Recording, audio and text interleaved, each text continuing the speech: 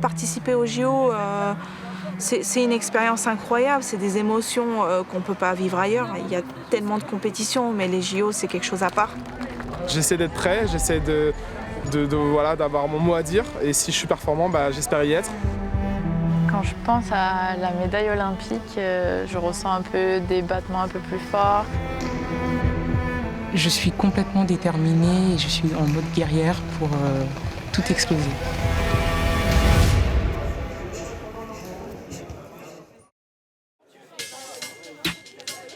C'est une armée qui prend corps, qui se prépare à vivre l'une de ses plus grandes batailles pour gagner en France une médaille olympique. Sur la base aérienne 123 d'Orléans-Brissy, ils sont 88 sportifs de haut niveau de la défense à participer à un stage d'acculturation militaire. Du beau monde, des champions d'Europe, des champions du monde, des médaillés olympiques et paralympiques, réunis pour renforcer leur cohésion de groupe. Un indispensable à la performance sportive. Cette immersion est l'occasion pour les athlètes de rencontrer les aviateurs du Loiret, de découvrir leur environnement. Parmi eux, il y a Mona. Elle n'a que 21 ans lorsqu'en 2011, elle perd sa jambe droite dans un accident de la circulation. Et le plus de fois possible. Pour se reconstruire, elle va nager vite, nager fort, jusqu'à enchaîner les performances. Quelques années plus tard, elle découvre le handbike. La nageuse se mue alors en triathlète de talent et décroche en 2022 le titre de championne de France et championne d'Europe, puis intègre l'armée de champions. On ne peut être que solidaire des armées qui sont en opération, que ce soit à l'extérieur du pays ou à l'intérieur pour défendre la France. Donc voilà, puis j'ai eu moi-même recours à l'armée française quand j'ai vécu au Liban et qu'il y a eu la guerre. Donc j'ai pu être rapatriée grâce à eux.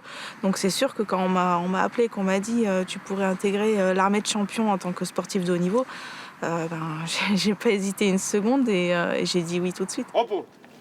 On partage forcément beaucoup de valeurs, donc ne rien lâcher, s'entraîner au quotidien pour le jour de la mission ou le jour de la compétition, être au point, être performant, ça c'est des valeurs communes. Après forcément ils ont un métier quand même beaucoup plus risqué que le nôtre et ça se respecte, ne serait-ce pour ça. Ensuite, derrière c'est hisser le drapeau français le plus haut possible et puis chanter la Marseillaise.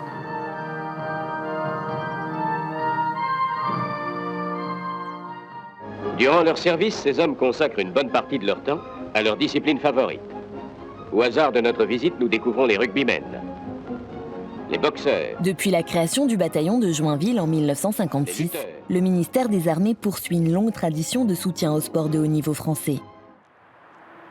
En 2014, la nouvelle politique interministérielle des sports donne plus de souplesse et d'adaptabilité dans le recrutement et la gestion des sportifs de haut niveau sur l'ensemble des disciplines. Ces athlètes forment l'armée de champions et sont placés sous la responsabilité du commissaire au sport militaire, commandant le CNSD, le Centre national des sports de la défense, situé à Fontainebleau. On les sélectionne avec un ensemble d'acteurs, heureusement. D'abord des experts sportifs du ministère des Sports, du Conseil national olympique et sportif français, le CNOSF, et puis pour nos para-athlètes, son équivalent, le CPSF. Et puis, une fois que la partie sport, en s'inspirant de l'avis du ministère et des instances de gouvernance du sport, avec des athlètes qui sont sélectionnés sur une liste ministérielle, eh bien, je me penche vers mes spécialistes militaires du bataillon de Joinville ou de l'école interarmée des sports. Et là, eh bien, je regarde leur profil. Et bien évidemment, je vais chercher des gens qui sont volontaires pour intégrer nos valeurs militaires. Et à partir de là, après un entretien qu'on aura, une lettre de motivation, eh bien, on organise une commission de recrutement, d'avancement et de reconversion de ces sportifs de haut niveau et on les sélectionne. Généralement, on en prend 1 sur 4, 1 sur 5. Et ce bataillon de Joinville, c'est aujourd'hui, depuis 2021, 35% des médailles des Jeux Olympiques de Tokyo. C'est 50% en paralympique et en olympique des médailles d'or des Jeux Olympiques et paralympiques de Tokyo. Nous accueillons pratiquement à parité 45% de femmes athlètes et donc 55% d'hommes. La sprinteuse Carole Zahi fait partie de cette génération de femmes. Bonjour sergent. Bonjour mon général. Bon, je suis content de vous trouver là. À 29 ans, cette spécialiste du 100 et du 200 mètres reprend progressivement ses marques sur la piste après un congé maternité. C'est vrai que j'avais une petite crainte au départ à l'idée de devoir annoncer que j'étais enceinte, parce que par rapport à ce qu'on a pu entendre sur les médias récemment, au contraire, ça a été très bien accueilli. Et jusqu'à maintenant, je suis toujours accompagnée et toujours soutenue autant, surtout humainement. Avant d'intégrer l'armée de champions en 2019, Carole a fait partie du pôle espoir du CNSD. Désormais, c'est en tant que sportive de haut niveau de la défense qu'elle s'entraîne pour les prochains Jeux Olympiques avec des rêves de médailles, notamment pour le relais 4x100. À Rio, on se fait sortir en série et à Tokyo, on arrive en finale. Donc c'est déjà magnifique en fait. Et l'objectif à Paris, ça serait de rentrer dans la boîte, donc dans le podium 1, 2, 3. Pour moi, cette échéance-là, elle est particulière parce que elle est sur Paris. En plus de ça, il y aura des proches, il y aura la famille. Et c'est surtout sur cette échéance finale que je vais m'arrêter. Pour partir à l'assaut du Mont Olympe, Carole va surtout devoir se confronter à elle-même, appréhender son nouveau corps, balayer ses doutes. Il y a des moments où des douleurs sont survenues parce qu'en fait, dans mon cerveau, j'ai toujours intégré, on va dire, la technique de course et tout ce qui s'ensuit. Par contre, le corps réagit différemment. Donc au départ, ça n'a pas été facile de jongler entre mes intentions et ce que mon corps va interagir. Mais en fin de compte, au bout de quelques mois, on a réussi à rééquilibrer la balance et ça va beaucoup mieux. Pour moi, l'athlétisme et le sport en général, c'est 90% du mental par rapport au physique. Il ne faut jamais laisser tomber, il ne faut jamais abandonner dans les moments les plus difficiles. Et au contraire, c'est sur le mental que notre victoire se prépare. Le mardi, au lieu de faire des séances courtes, on fera des parcours mi-longs et finir par un long. Donc elle a cette facilité de réponse à l'entraînement qui me permet d'avancer assez vite. Donc là, en ce moment-là, techniquement ça va. En termes de vitesse, ça va, comme je lui disais à l'instant. Ce qui reste à travailler et qui à mon avis, on a pas mal de retard, c'est la partie résistance. Pour être capable à nouveau de faire des efforts longs et intenses, la machine est lancée. Carole part en reconquête. Elle aussi a des choses à prouver. Stelling Grosy, 21 ans, fait partie des nouvelles pépites de la boxe française. Nous la retrouvons dans un lieu bien connu de l'élite des sportifs hexagonaux, l'Institut national du sport, de l'expertise et de la performance, plus connu sous l'acronyme INSEP. 28 hectares au cœur du bois de Vincennes, dédié à la réussite. Je vis à l'INSEP, je dors à l'INSEP, je mange à l'INSEP, j'ai mes entraînements à l'INSEP, j'ai mes rendez-vous médicaux à l'INSEP. Donc c'est vraiment ici ma petite bulle, mon petit chez-moi. Donc c'est important d'avoir ce confort et sa propre chambre où on peut se retrouver lorsqu'on en a besoin. C'est important. En parallèle de ses entraînements bi-quotidiens, Stelling étudie en 3e année de licence TAPS, option management du sport. Si la boxe anglaise fait partie de sa vie depuis l'âge de 7 ans, elle est bien consciente de la nécessité de se construire un après. Le haut niveau est éphémère, cruel parfois. L'athlète sort tout juste d'une blessure au dos. Les jeux approchent et puis les blessures, forcément, on va en croiser. Après, c'est tomber pour mieux se relever. Je le prends un peu comme ça, ça me donne encore plus de détermination et d'envie pour arriver à mes objectifs. Forcément, la vie n'est pas facile, rien n'est facile, donc il faut travailler d'arrache-pied pour obtenir ce qu'on souhaite. Au fil des tours de pédale, la boxeuse retrouve sa hargne, un combat intérieur qu'elle entend gagner. 2, 1, là on y va. Allez, on ne réfléchit plus, on doit monter. Je suis dans le coin, je vous ai demandé de monter. Allez. Au-dessus de 100, au-dessus de 100.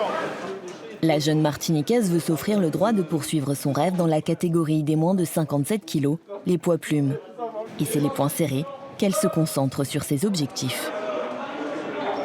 Le staff médical, ils ont dit quoi là?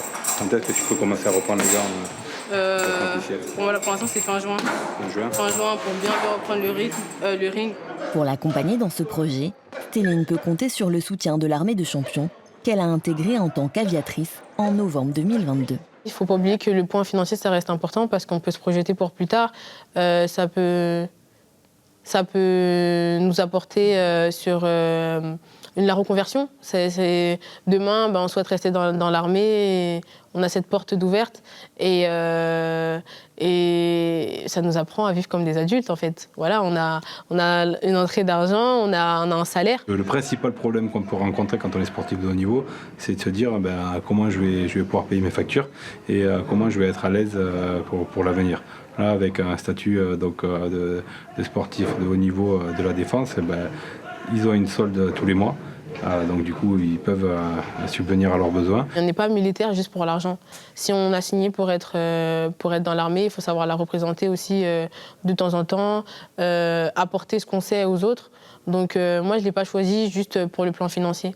Je l'ai choisi pour m'impliquer entièrement, enfin pas entièrement puisqu'il y a le sport à côté, mais dès que je peux pouvoir, voilà, s'il y a une initiation et que je peux représenter le bataillon de Joinville, j'y vais. Je présente Moreno Ferdero, c'est lui, c'est grâce à lui. Fais ça. Moi, sur mon choix de vouloir être militaire au sein du bataillon de Joinville, c'est en partie grâce à Moreno. C'est Moreno qui s'est assis à côté de moi, à qui j'ai pu poser mes questions, mais comment ça se passe dans l'armée, qu'est-ce qui t'apporte, comment on fait pour intégrer et tout. Et puis le voir avec, sur les photos, les réseaux sociaux, ça aide aussi. Donc au niveau des réseaux, voir que voilà, il passe ces moments-là avec l'armée, forcément ça donne envie. Au total, ils sont 4 pugilistes militaires de haut niveau. Le résultat d'une longue histoire entre la boxe et le ministère des Armées, marquée par un profond respect mutuel. À quelques centaines de kilomètres de là, au pays des flamants roses, de la pêche en bord de mer et où paraît-il le temps dure longtemps, sauf peut-être pour les amoureux de vitesse. Les matelots Axel et Poema retrouvent leur peinture de guerre. C'est à Hyères, sur la plage de l'Almanar connue dans le monde entier pour ses vents propices au sport de glisse, qu'ils vont retrouver leurs sensations après une semaine de compétition internationale. Tous deux issus de familles passionnées de voile, ils découvrent le kitesurf adolescent. Aujourd'hui, ils font partie des meilleurs mondiaux et ont rajouté un foil à leur discipline. On est accroché à un espèce de cerf-volant qu'on appelle une aile de kite, qu'on dirige avec une barre, et cette barre est accrochée au kite par des lignes. Et on a une planche, un peu comme une planche de wake, où on met nos pieds, et puis avec la force du vent et le mouvement du kite, ça nous fait glisser sur l'eau.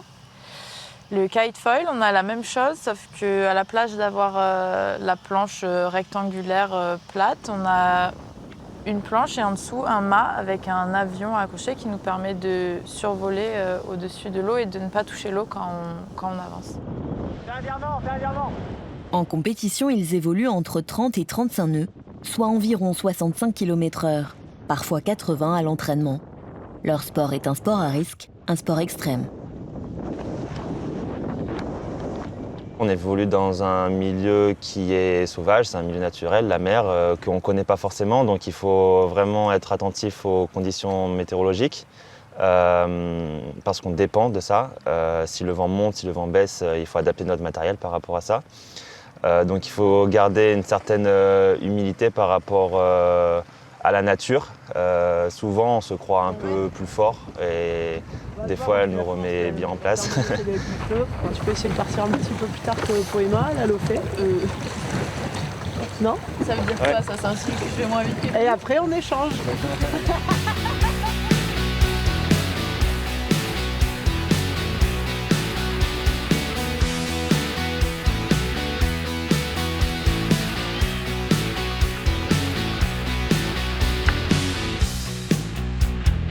En 2024, le kite foil fera son entrée au JO pour la première fois. Et tous le savent, les places seront chères.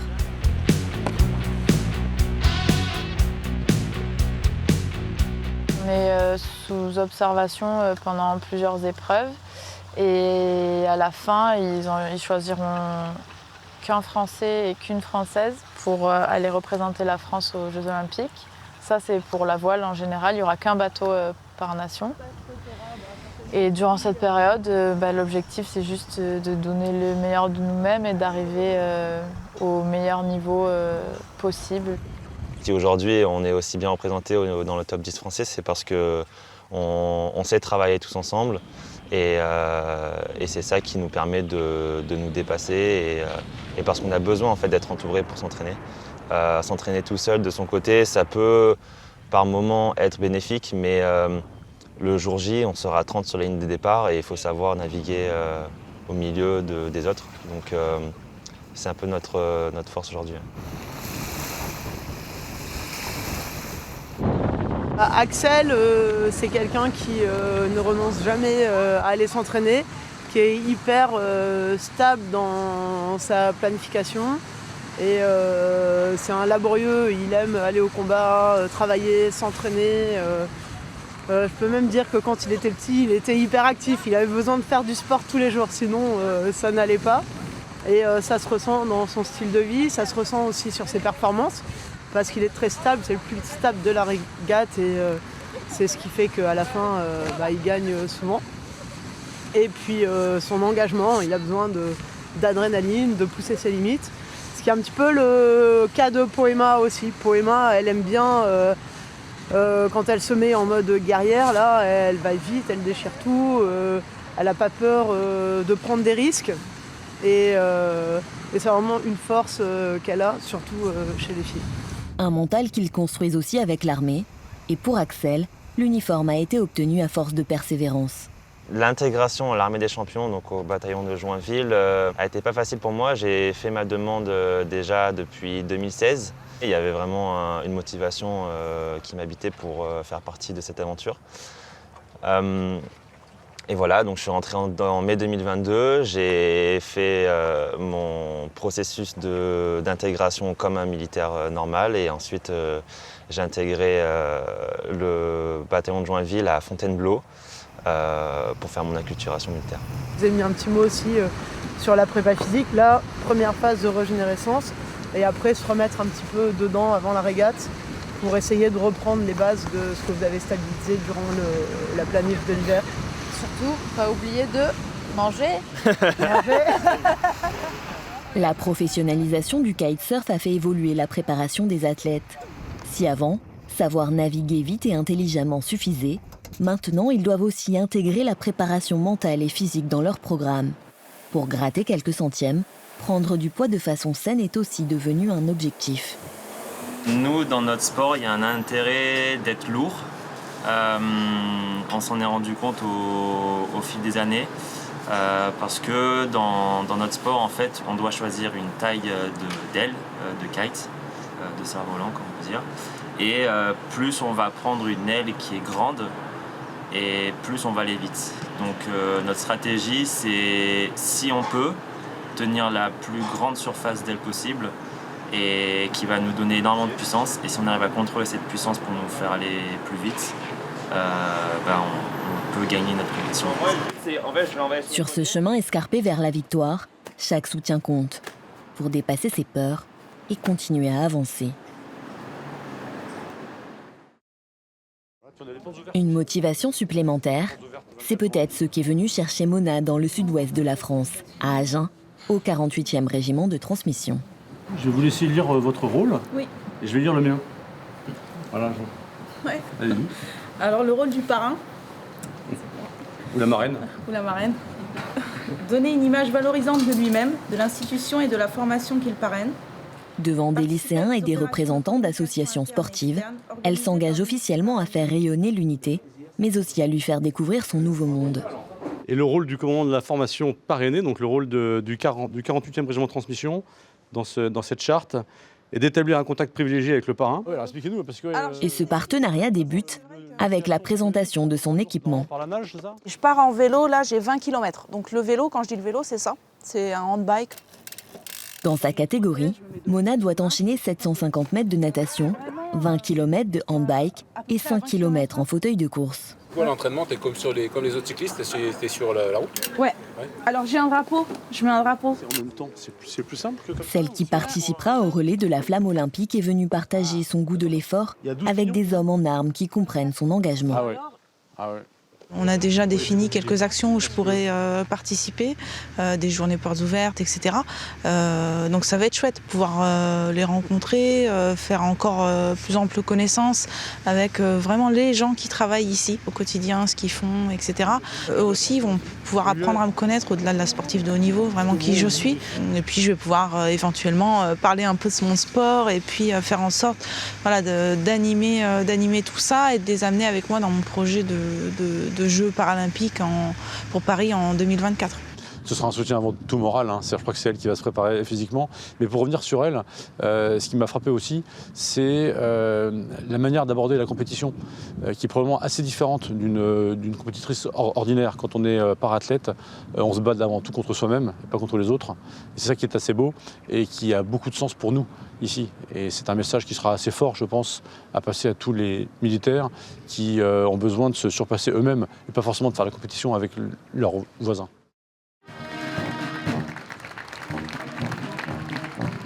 À Brive-la-Gaillarde, en Corrèze, la compétition sera bien présente. Près de 200 athlètes représentant 21 nations se sont donné rendez-vous pour un choc sportif de haut niveau.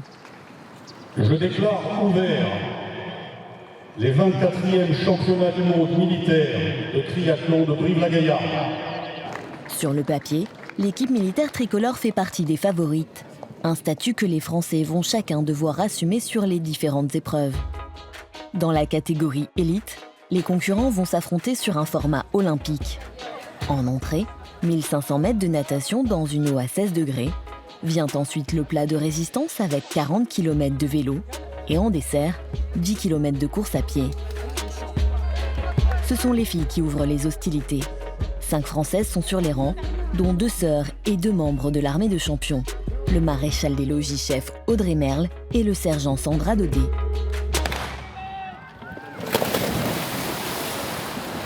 Rapidement, la Française Mathilde Gauthier prend les rênes de la course et sort en tête de chaque épreuve.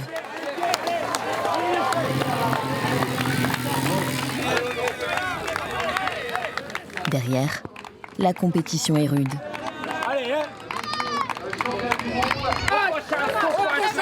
Impériale. Et seule en tête, le soldat Mathilde Gauthier s'impose en 2h12 et 53 secondes, juste devant Audrey et Sandra, qui viennent compléter le podium après une incroyable remontada. Honnêtement, il y a un moment donné, je me suis dit qu'on jouait pour la 4e place, mais quand on a doublé du coup ma petite sœur, j'ai eu en visu assez rapidement les deux finalement, Paulina Klimas et Svanette Bragmeier. Et là, je pense que toutes les deux, on a eu un petit coup de boost en pensant que c'était enfin possible. Après le triomphe des filles, c'est au tour des garçons de s'expliquer. Et à ce jeu-là, le maréchal des logis Lecor est plutôt doué. Champion du monde longue distance 2022 et sportif de haut niveau de la défense depuis une décennie, il compte bien entraîner ses frères d'armes dans son sillage. Dès la sortie d'eau, les Français sont aux avant-postes. À la deuxième transition, 4 tricolores font partie du groupe de tête.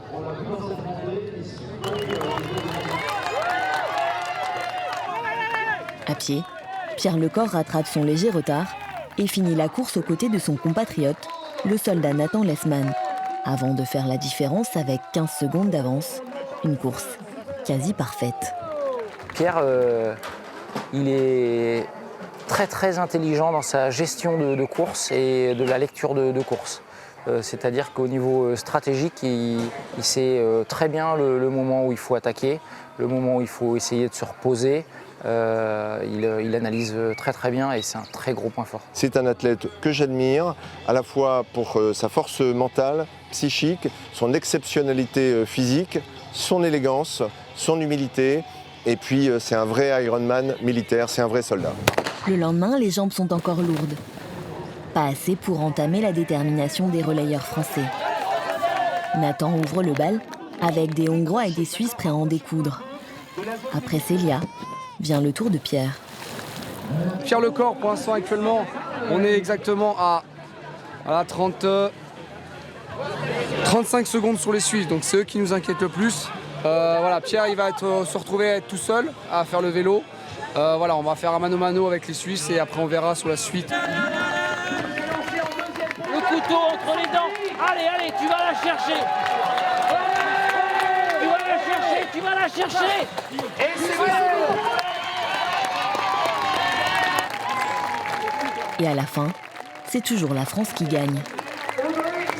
Dans cette course comme au quotidien, les 4 chercheurs d'or ont pu s'appuyer sur leur solide famille militaire. Donc voilà, c'est un soutien sans faille. Et moi en plus, je le dis pas souvent, mais bon, vu que j'ai l'occasion de le faire maintenant, ça fait maintenant 3 ans que je suis remise de la maladie de Lyme. Et clairement, l'armée m'a pas lâché pendant les 4 ans où j'étais au fond du trou. Alors que j'ai perdu énormément de mes sponsors. Donc c'est aussi grâce à eux que j'ai pu revenir à ce niveau. Donc je les remercie. En organisant ce championnat, la France assume son statut de pilier au sein du Conseil international du sport militaire, mais pas seulement. Je suis satisfait aussi parce que ces épreuves ont permis à nos champions de s'entraîner, peut-être pas au plus haut niveau, mais à un très très bon niveau, en vue aussi pour eux, à titre français, de préparer les échéances de Paris dans un an. L'idée, c'est d'identifier à chaque fois ce qui n'a pas marché et ce qui a marché, et puis d'avancer comme ça pour essayer d'arriver vers une course plus ou moins parfaite le jour où on l'attendra. Donc c'est comme ça qu'on avance, et clairement, c'est des passages importants et même obligatoires pour progresser. Pour Audrey, Sandra et Pierre, Brive est une première étape. Ils devront encore avaler de très nombreux kilomètres à la nage, en vélo ou à pied, afin d'atteindre Paris en 2024. Un grand bravo à toute l'équipe de France parce que voilà, on n'a rien lâché et c'était un superbe événement et voilà, donc on part tous avec des très beaux souvenirs. Au revoir. Les athlètes que nous avons rencontrés rêvent tous de marquer l'histoire de leur sport. En intégrant l'armée de champions, ils ont rejoint un groupe soudé autour d'un même objectif olympique. Un projet fou, le projet d'une vie.